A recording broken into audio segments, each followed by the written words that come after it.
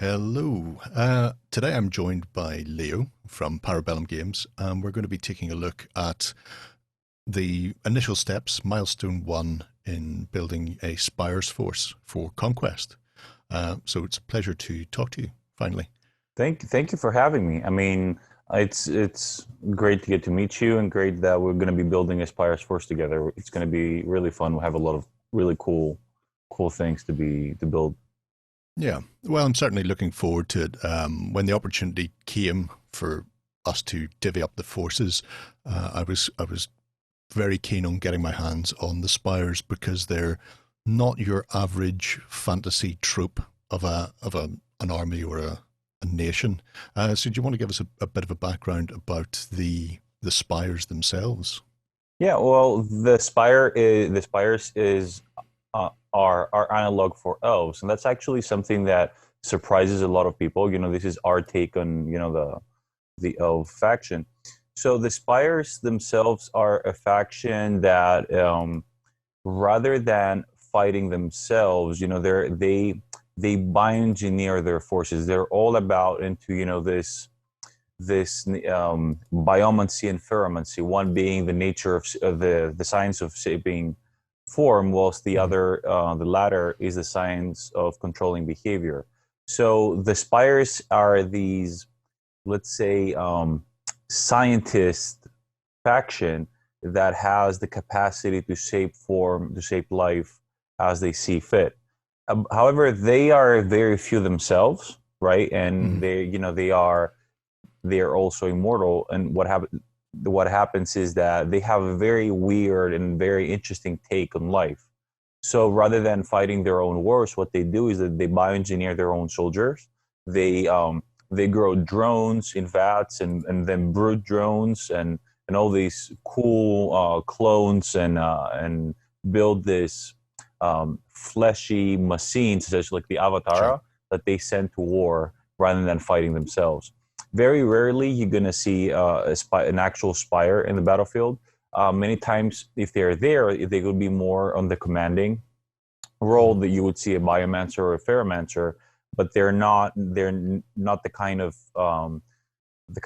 warriors that would be, on the front lines and so on. They rather command and let their drones take the hit, and then of course then recycle them and make even more, and anything else that they can find to recycle along the way It's after the a best battle way is to do it. done. If you're going to fight a battle, never fight the battle yourself when And others can do it for right. you.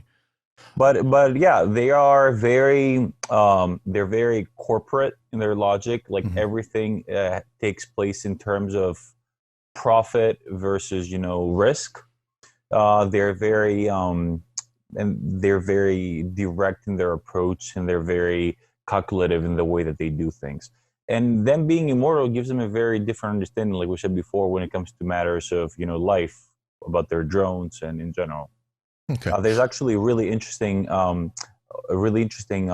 short stories. There are three called Nepenthe, right? That talk a little bit about who the spires are from the human perspective, Hmm. and it's very interesting to see a little bit how they operate and what the Hundred Kingdoms, let's say, think of them and how they see them. How does this come over then in gameplay for the actual army itself? What sort of things would I be expecting my Spires army to do if they're all about very precise logical control of the battlefield? Is that reflected in how they play out? So the first thing you're gonna see is that you're gonna notice that there is something that fulfills a very specific role, and that's pretty much the mentality that the Spires have. They create something to Hmm. fulfill a very particular role, and they make sure to equip it and program it, quote unquote, in such a way that would fulfill this task. So one of the things you should expect as playing the Spire is that you will be able to find the right tool for the right job, and this is pretty much part of the overall strategy. You need to bring the right tool where you need it. Now, Yeah. the other thing that you're gonna see in the Spires is that there is a lot of using some of the drones as a resource. For example, you can heal one regiment whilst taking wounds from another. So, for Right. example, or you will notice, for example, that drones may be able to inflict, by having certain command upgrades, they could inflict damage to an enemy regiment while sustaining damage themselves. Mhm. Or you can see, for example, your characters pushing a regiment way beyond its limits at the cost of them decaying at the end of their activation. So there's all this rules and tactics about, you know, using your force as a resource to fuel another regiment or to inflict even more damage at the cost, you know, of wounds. Yeah, so there's like, a lot of that. Rebalancing the scales, you know, taking the hit somewhere else or on a unit that might be less likely to be affected. So I suppose a long-range troop that isn't likely to get into combat could maybe suffer a wound or two to reinforce and get your frontline fighters plugging away. Yeah.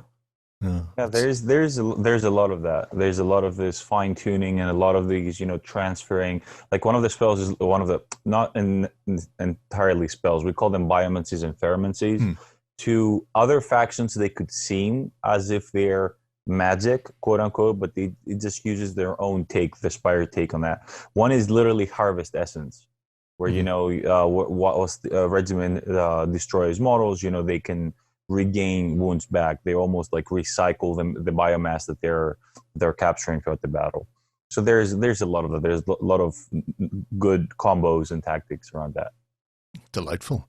So the Spires themselves, then, I say there's three sort of factions within the Spires themselves, and the one that I quite like is the Sovereign, simply because they have this idea that they're going to go back and reclaim the lands they've lost. Yeah, well, the Spires do follow that logic. Like we said before, they're corporate in their understanding and their thinking, and you know their ultimate goal is to reclaim what they've lost. Now, everything that they do, and maybe all the lives that are thrown away in order to do that, you know, for them, it's just a part of the equation. It's something. It's battle they fight to gather biomass and resources. You know, will cost something. That something usually is lives, whether that is drone lives or, you know, the local fauna and flora as they would see it. But from the eyes of other factions, you know, they are humans or Dregom or Nords, you know, but the Spires see it in their own way. And in that way, they're not evil. It's just they are absolutely neutral. And that's something that I find it sometimes a little bit more terrifying than someone being evil, because it's just they're so calculative in the way that they do things. They say, you know something, we want to reclaim our world, our land, which is a very honorable, you know, goal to have. But then you start thinking at what they're willing to do and the way that they see that, the way that they see wasting lives and destroying other factions. And they're very detached in that manner. So it's a little terrifying how neutral they really are. Yeah, because if somebody wants to dam off a river to replace a lake that used to be there, they don't look at the effect that perhaps a town down the stream now loses their water supply, or indeed the land that is now being flooded could have had lives on it. So yeah, they're very clinical in how they view the world. So we're using this as the kicking off point for my Spires force for the Slow Grow League. So our first milestone then, this is probably one of the larger chunks of points to put together to give a nice stepping off point. So what have you come up with then for my Spires? So what we want to be doing here and building up to the final list, right? We want to include a little bit, you know, a little bit of everything. Just give it a little, but we're gonna go towards more of a fighting approach for the Spires, right? And we're gonna explore all the different options that they have, all the different kind of abilities you can employ. So we're gonna start with a high clone executor, some Vanguard clones, and brute drones, right? Now, overall, this is gonna be our starting force, and we can take a look. This is the high clone executor. So the high clone executor is not a Spire. As the name suggests, it is a clone. Now, you'll notice that in your army list, you'll find drones and clones. Drones are just, you know, pure creations VAD grown, whilst clones have part of original Spire DNA. So you'll notice that usually clones are more capable. They're more elite troops. Right. They have the capacity to think for themselves. They're sentient. They have low status in the Spire society, but they do have a status. So a high clone executor is a let's say what the imperial officer is to the 100 kingdoms, right? It's more of a high officer. They can go to battle on their own. They can fulfill objectives. They have a capacity for thinking that is higher of just a regular clone, and they're there, to fulfill tactical purposes and be their eyes on the ground. It's pretty much what the Spires would do if they don't want to get involved themselves. They just send their creations, right? So it really captures that. Okay. So we started with the High Clone Executor, and then we move on to the Vanguard clones. Now, once again, as opposed, for example, to anything that is a drone, Vanguard clones are elite fighters themselves. Now, for the folks playing at home, you get two different choices as of how to build them. You can either have them as with sword and shield, as you see them here, or they can also be built as Vanguard clone infiltrators, which you'll notice they have dual crossbows and they're very good at medium ranges. However, the way the list is here, it is better to start with Vanguard clones in melee, mostly because they are both mainstay options, and Brood drones being restricted, right? It wouldn't work game wise. Right. Okay. So Vanguard clones is the next one. They're elite soldiers. They're pretty good at holding the line. They have a lot of attacks. Overall, expect elite troops, and they are great at forming a very strong core for the army.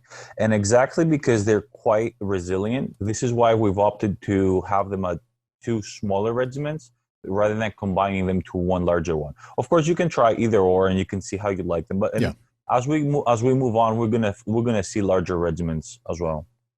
And finally, we have the Brood drones. Now, the Brood drones is, let's say, pretty much what happens if you let force-grown drones, like cook a little bit more in the vat, right? They're pretty big, armored, a lot of wounds. They have a ton of attacks. They're not armor-piercing attacks, but they have a lot of attacks. They're great at flanking an enemy. You can keep your line steady there with the Vanguard clones and then flank with Brood drones. They're excellent at threatening your opponent's flanks. A great unit, great regiment overall. Okay. So we're actually going to be using the Conquest Army Builder to sort of track our progress through this. Now, for the players watching from home, it's important to know that right now you'll notice that that at each milestone we increase the point cost incrementally. But don't worry if the point costs are not exactly equal. What we care about is to learn the game and pick up, see new rules and try out new things. Yeah. What we care about is that the points are equal at the end of milestone 6, all the way at the end, when we start playing with fully finished lists. So for now, if there's a little bit of a 5, 10, or 20 points difference, don't worry about it. It's all about learning the game at this point. Yeah. Which I think makes sense. People sometimes worry that maybe their initial games they're playing against a friend and there's a 20-point swing or a 30-point swing and they're behind because of it, but it's all going to even out eventually anyway. It's just take each milestone as it comes, get the stuff built and painted and played with. Yeah, and I think at this point it's more important to get an idea of how the game plays. So this is the Army Builder, the homepage. What you want to do for if you just want to browse the factions, you could go browse factions. However, if you want to start making a list, then you click on Prepare for Battle for War. Okay. So at the top, you get the list name, and you can name your Spire force as you like. I'm going to call them Daroth Prime because that's a nice name. I like it. I'm a Gemmel fan. And the Spires just remind me of this ancient race that reappears from nowhere out of hives that are twice the size of a man and start reclaiming huge swathes of land that was theirs before humanity took it. So I just think that's spot on for me. Okay, perfect. So our initial points value then? So let's do 600 for now. Okay. It doesn't matter if we're not exact at the very beginning, but it's just, overall where we're going at. So we click at the Spires. Now, a little bit of an introduction on how this works. You'll find 3 columns. On the left, you have characters and regiments that are available for you. You'll notice that at the very beginning, the only selections available are the characters, and we'll see how that works. In the middle, you're going to see all your options, everything that you've selected so far, and you'll be able to edit your regiments and add things to them, stands, upgrades, and so on from there. And on the third column to the right, you will see your list developing, and you will also be able, when you click on a certain character or regiment, you will see everything that apply, all the rules and all their stats and so on. So to start off, we're gonna go to the left column and add a high clone executor by clicking on the plus button. There we go. Now, for now, our high clone executor, we need a warlord, so they're going to be our warlord for now. If you click on the gear right next to that tab, you'll notice that all the options open up from below.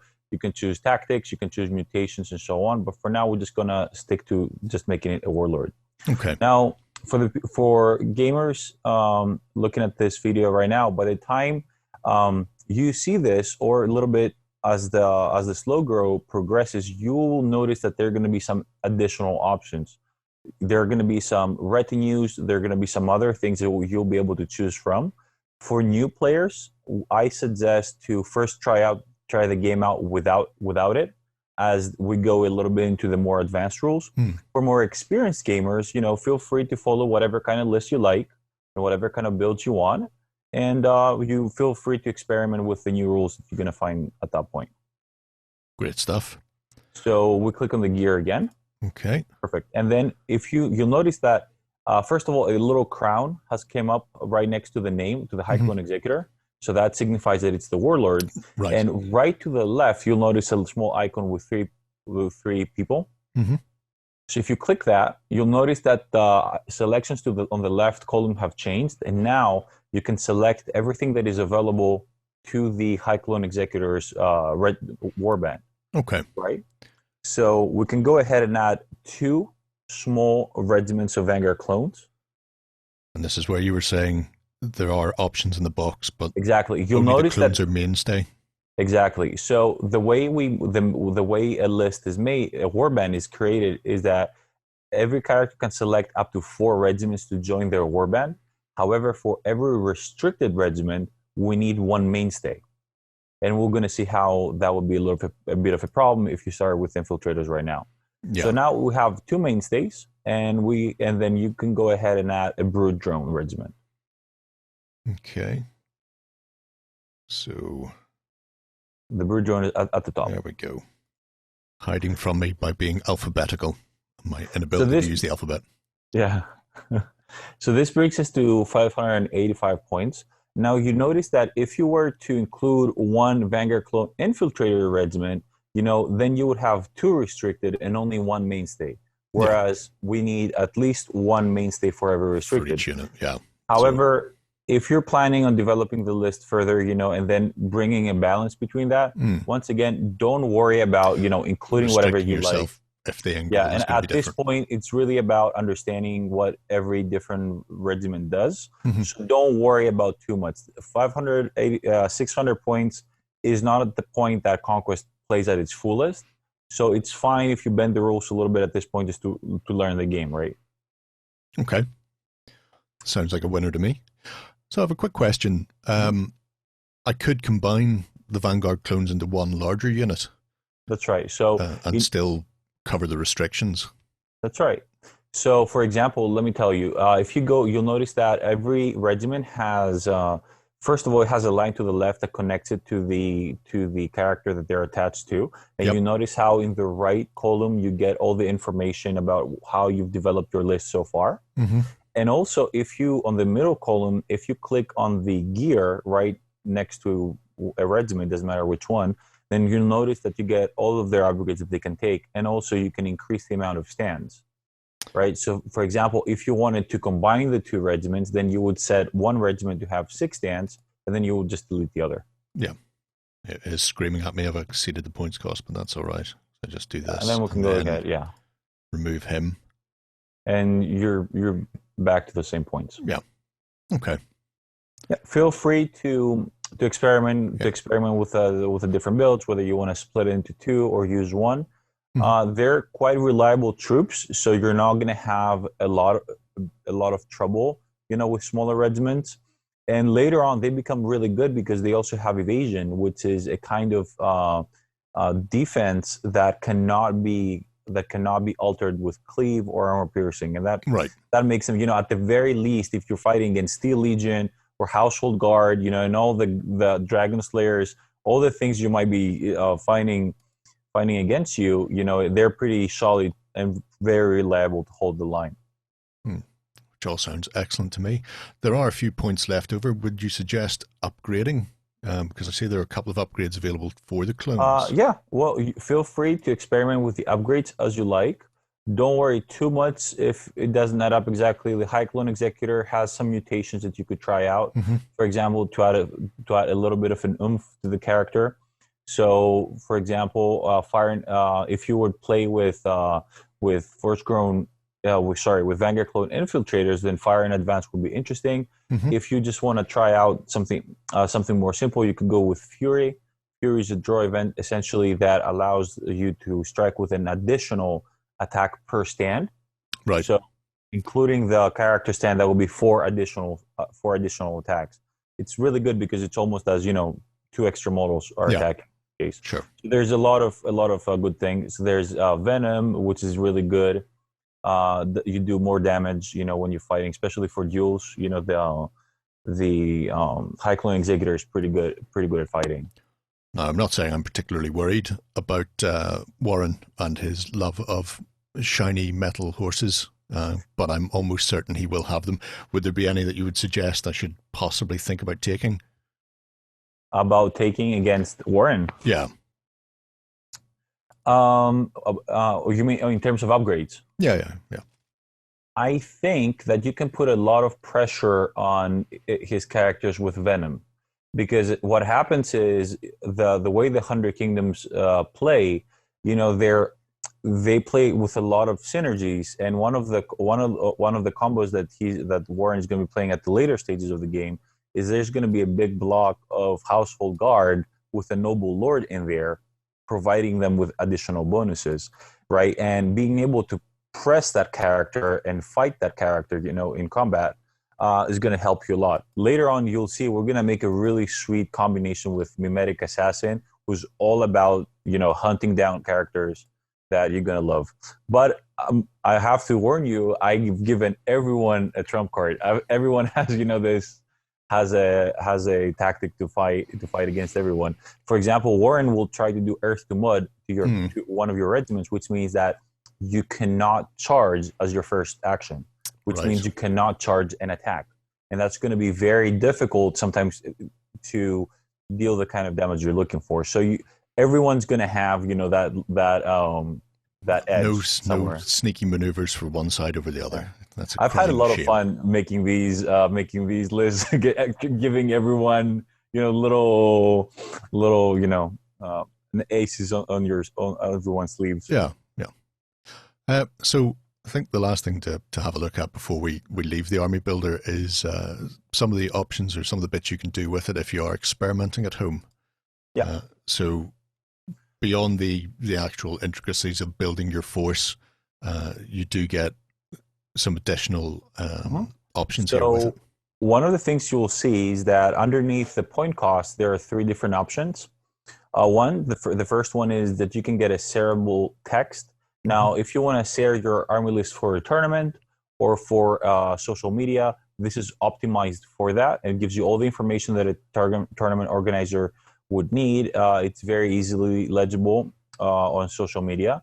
Then the second option is to just get a shareable link. Now, you can send this link to a friend or anyone you'd like, and they will be able to see the list right themselves. And if they've registered and may have had an account, they can save the list, and keep it and edit it if they want to.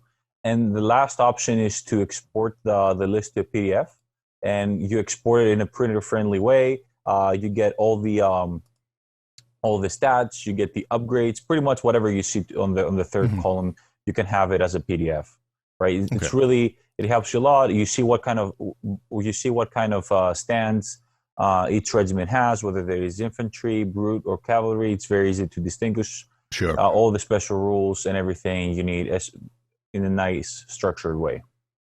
It's a lovely setup, very user-friendly. Assuming you know your alphabet and can find where B is, it's very user-friendly, maybe for other people. I mean, we went about making this army builder. You know, we really thought about how we make our army list when we think about it. And then, you know, we started thinking the fact that when you make an army list in Conquest, essentially you're making smaller lists, these war bands that you bring together, right? So Sure. we followed that. We try to follow this line of thought that comes naturally and helps you visualize everything, and in a way that is very, you know, easy to understand and change at a glance. So that's what we're going for. It's working fantastically well.